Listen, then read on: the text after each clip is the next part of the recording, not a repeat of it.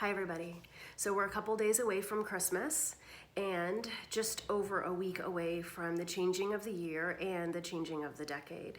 And so for many of us, I know for me for sure, this is a point of reflection, reflection over the last year, over the last few years, and also really starting to think about what it is that I want to start to bring into my life going into the next year and beyond.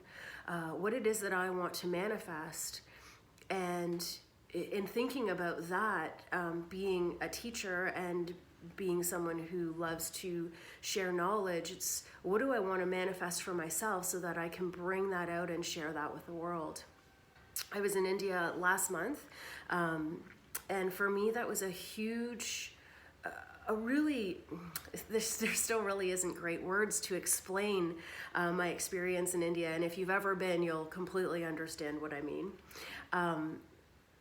But it was an opportunity for me to really immerse myself into my practice, and I haven't had that opportunity to do that probably since the last time I was in India, and that was in 2011. And so even though I have a daily self practice, which has taken years, trust me, years and years to cultivate, there is something very special when you can just go away. In particular, I love being on the other side of the world, separate time zone, to really turn things off and really turn things on and really tune in to our own personal practice. But what was really coming up for me was this concept of raising my vibration, raising our vibrations. And I really feel like this is a calling for me. Again, you know, I've been a yoga teacher for many, many years. I was a yoga teacher trainer for many, many years. And one of the things that has come up for me is, while I love teaching yoga poses, and that's what I'm doing currently regularly, you know, out there in the world with the classes that I have, and even a lot of the videos that I'm sharing with you. And I think that is still an integral part of the whole part of yoga. But what I really love is to share the philosophy of yoga, and to really start, again, if we're going to start to raise our vibrations, to really understand what that calling is and to really tune in more deeply. And so one of the things that we really need to think about if we aren't currently working with the self-practice is to start to develop one and start to develop a daily meditation. Find time in your day, any point of the day. There's, you know, it's the most important thing is that we just start and then we just let it evolve from there. And sometimes we think it needs to be this big complex thing. We need to have this whole big studio and this place to practice, but we don't. We need one small space where we can sit, that we can drop in and move into our own quiet space. And if that takes putting headphones on and listening to some quiet music to drown out the sounds around us, then great, do that. But please start to really consider where we can find time in our day that we can really start to connect to ourselves, because this is the point where our yoga practice will start to evolve beyond what we're doing in class and beyond what we're doing when we're sitting and reading or watching videos. We need this time for ourselves. And one of the things that I would like to start to share with you, again, beyond just moving through poses and what I share in my writings, is I've actually created a new course series, and it's called Yoga Off the Mat. And this is an opportunity for us to continue to evolve our yoga practice as all students of yoga, not just teachers.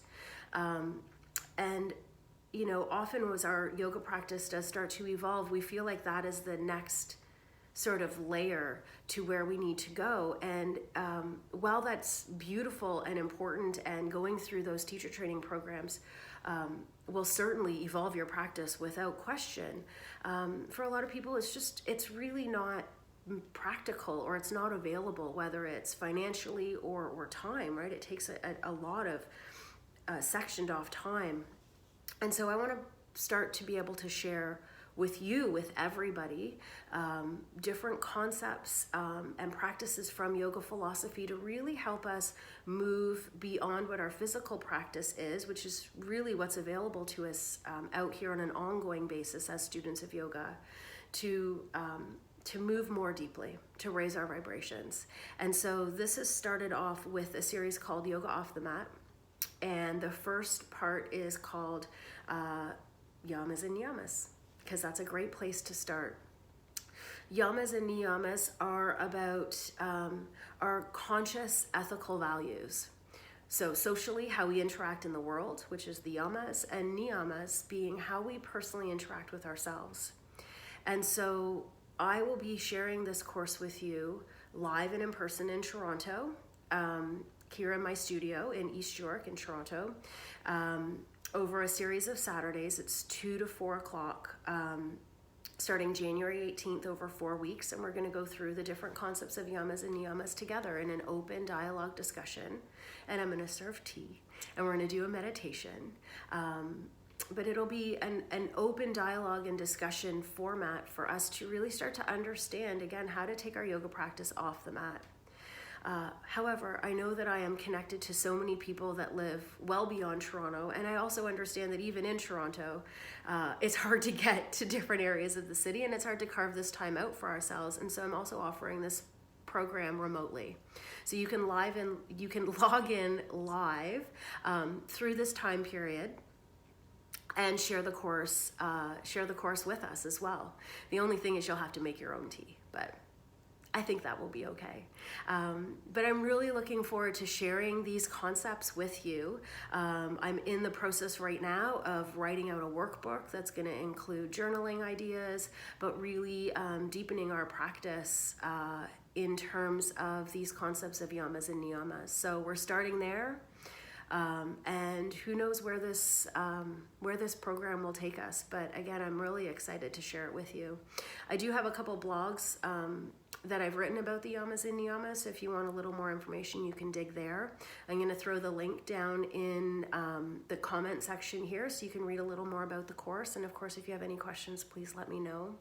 And if you can't make it, that's okay too. Maybe I'll inspire you to just dig a little bit deeper and find some more readings, and if nothing else, to really begin a meditation practice.